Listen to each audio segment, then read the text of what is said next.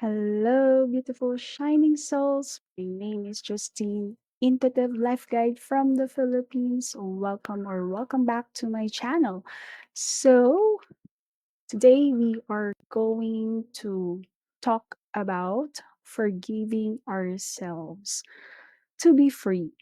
All right, we are still continuing the conversation in the thread of forgiveness arc within the Free to Be Me series. So if you haven't watched or listened to the previous episodes, I invite you to check them out. Because, as mentioned, the thread of forgiveness, there is a thread going here since I introduced the topic of forgiveness in relation to freeing ourselves. So, check those, I think, 2 episodes. Yeah, there's the introduction, and then there's the freeing ourselves from the small things, and then this is the third part of that thread. So, what I want to share for this topic, mm, it's going to be sweet and short. Short and sweet, I hope. But if you will listen to the introduction of the forgiveness part, I stressed there how important it is to forgive ourselves because it is the key to freeing ourselves. And whether or not, like, if this is in relation to yourself or with another person, with the world, with, fate, with God, whatever, there is going to be an aspect of forgiving ourselves because the common element in all those situations is yourself, right? It's you in whatever situation you find yourself in. It's me in whatever situation I find myself in. And whether or not it is our fault, for example, we are interacting with another person and that person brought us harm, it may seem like the fault is only in the other person, and so it is our choice whether we forgive that person or not. But if we are going to look deeper, there will be a part of us that will think, that will feel, that will question, did I play a part in whatever that situation is? Like, did I also do something to make that other person do this to me? All those things. And yes, there are situations wherein, like, we don't really have a part to play, logically speaking, or, if we're really going to look at it objectively, we don't have a fault per se. But a part of us feels that there might be something, and that is the part that we need to forgive. However, I am jumping ahead here because there will be an episode in regards to, you know, forgiving ourselves in relation to other people, right? So here is focusing on ourselves alone. But I shared that because like, the key element here is ourselves. And the degree to which we can forgive ourselves and also forgive others, or should I say forgive others, depends on how much we can forgive ourselves. And forgiveness, again, is a choice. We choose to forgive ourselves. It is a grace from God. We don't really have to do anything per se, right? We offer it to God, and then one day we just feel that we have been forgiven. We feel that lightness, that feeling of, whew, I am free. And it is also a practice because we will be guided, right? We will be guided and inspired to do things, activities that will help us to be more open and receptive to that grace.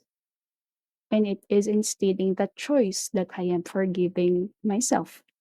I hope that this is clear. If not, let me know. Um, but yeah, I hope that part is clear. Um, so there might be instances where you think that, is there really a need to forgive myself? I mean, what did I do wrong? Right? I'm not doing anything. Like I feel like I'm in a good space. I'm good with myself. Like, is there a need to forgive myself? But here's an invitation. Because sometimes we're not aware of what we are doing automatically. If it is something that we've been doing automatically for a long time, right? It becomes a subconscious activity for us, right? We're doing things without our thought, without our consciousness, right? Without being mindful and conscious and aware of what we are doing. And so here's an invitation for you. I invite you to observe your days. Maybe do this for a week and just take notice of how you talk to yourself. Take notice of how you relate with yourself, how you see yourself, how you think about yourself. What are the stories about yourself do you have? What is your identity? What is your I am blank, right? Especially when you do something wrong, right? If you make a mistake, it doesn't matter if it's a small mistake or a huge mistake. What is your immediate script? What are thoughts that are running in your head? Because I know for some, it's, oh gosh, I'm so stupid. Ah, I'm so bad at this. Oh man, I'm always doing this. I never learn. You know, we have those scripts running in our heads, and sometimes it's automatic, and sometimes we just accept it for what they are. We don't even challenge them. And sometimes we think that those are just words, you know, those are just throwaway comments. But words have vibration, and we may not be aware of what those words are doing in our body, in our mind, in our heart, in our spirit, in our soul. But there is actually something that is happening within us. Sometimes, you know, the words that we tell ourselves, they become curses or blessings, right? But sadly, for some, for most of us, if we have a negative script, we are cursing ourselves and we're not even aware of it, right? And we wonder, oh my gosh, why am I not receiving anything? Like, why does the world feel like the world is against me? All this stuff. But again, I invite you, what are you telling to yourself, right?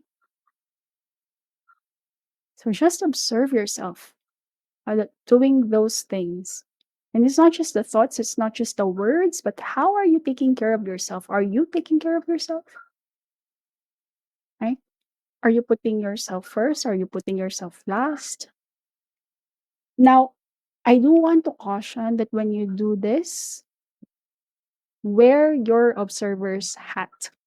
Okay? We are not here to judge ourselves. because we've been judging ourselves for so long. This is not so that we can put another mark on things that are wrong with me. Okay, no. You're just observing and noticing, right? If you can write it down, write your observations down so that you can see it in black and white better, because then you have evidence. Okay, this is what's happening throughout the day, throughout the this is how many times I said I am stupid. This is how many times I hit myself because I've done something wrong, or I don't know, right? And what this does is, of course, it will increase your awareness of what is really happening to yourself, right? How you're relating with yourself, how you're viewing yourself, how you're talking to yourself. And at the same time, it will help you because there's now an awareness. You can choose. Do I still want to continue this? Right? As it is happening, you can catch yourself. And it might take a while. Like, for example, if you want to change a script, it might take a while before you can fully change it, but at least you can catch yourself and you can take a breath, you can pause, and you can counter that script, right? So when you say, I'm stupid, oh, wait, I'm not stupid. I made this mistake. This is what happened. This is what I can do better next time. There you go, right? So we have detached, right? The activity, the result, the outcome from our identity. And sometimes that's the biggest thing, right? Because the world, we have been taught how important it is to perform, to receive certain like validations, certain outcomes. Like this is a good outcome, this is not a good outcome.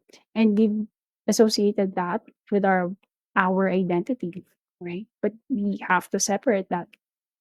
Mm, but I think that is a different topic altogether, so I'll just stop there.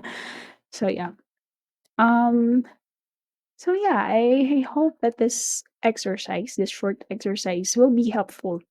So I won't be talking about the how to forgive ourselves, but this is just I wanna focus more on inviting you to really take notice of what is going through you, what's going inside your, your inner world, and how that is showing up in your outer world, how you're relating with yourself. And answer for yourself. Do I really need to forgive myself? Is there a need to forgive myself? And sometimes it will be on the surface level when you start this, but as you become curious, like, oh, okay, it's very interesting. This is how I'm talking to myself. Where is this coming from? And then when you continue following those breadcrumbs, you will discover a deeper reason. What could be the story, the belief, the programming that you have running in the background of your mind, right? And that is what you need to forgive about yourself. Okay? So, with that, I want to finish this episode with how to let me read a portion from my chapter in the book Self Love Elevated. One moment. All right.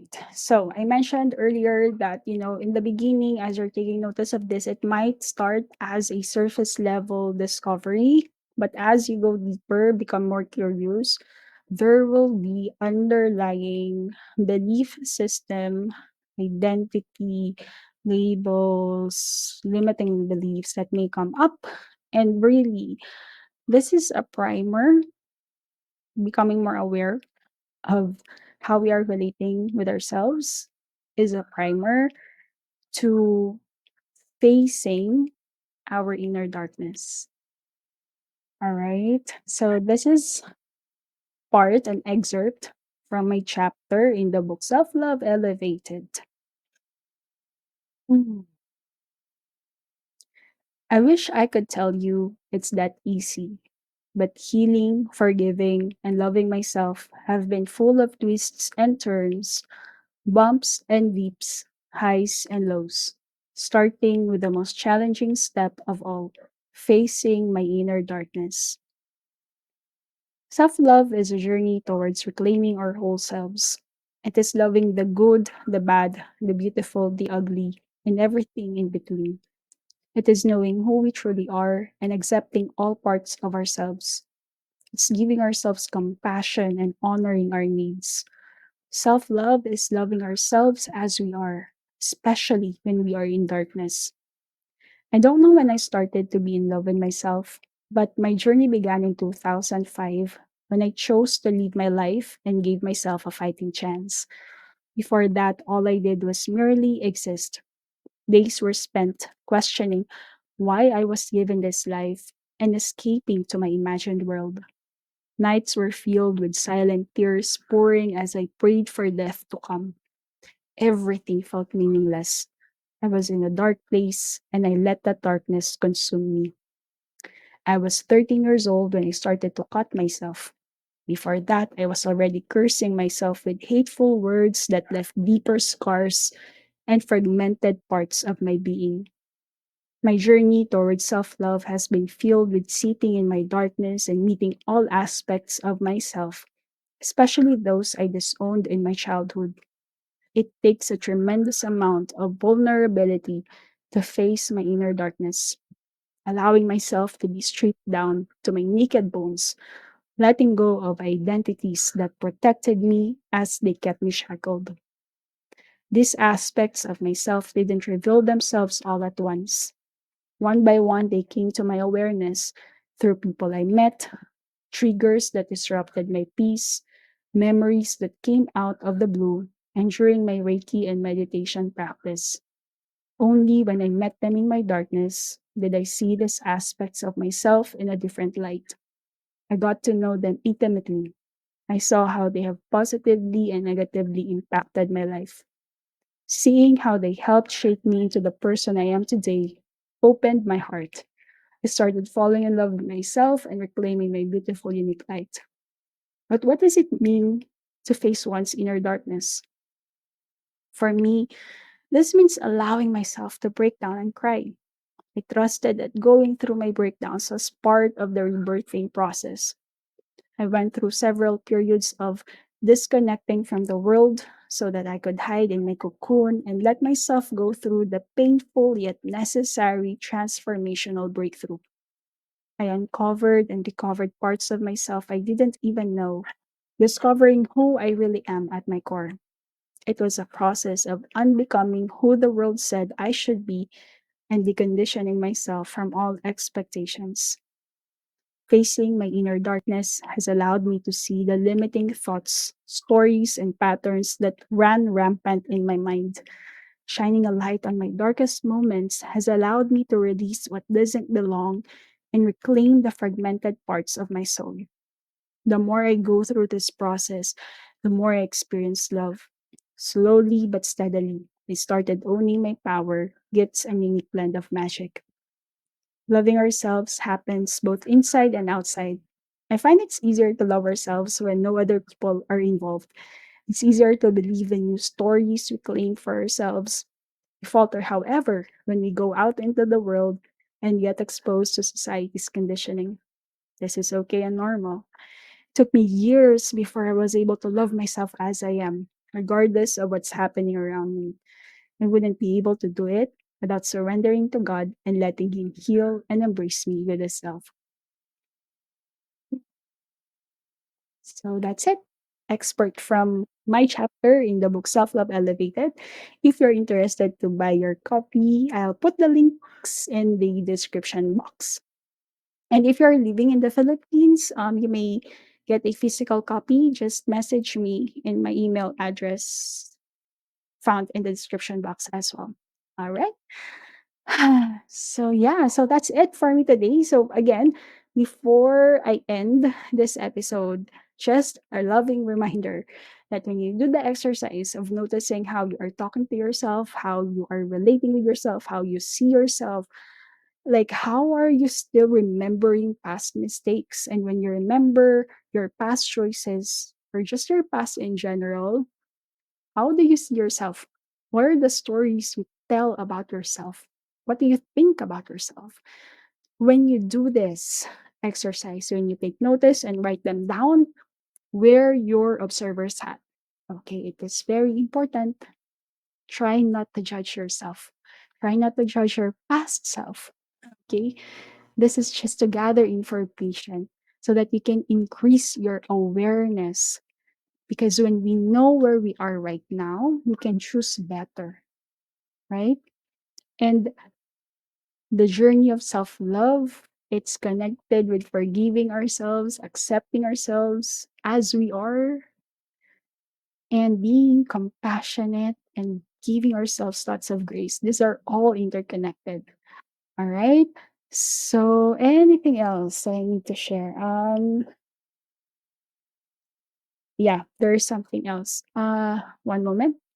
Okay, so this is the message I'm receiving. Okay. So let this be a curiosity exercise.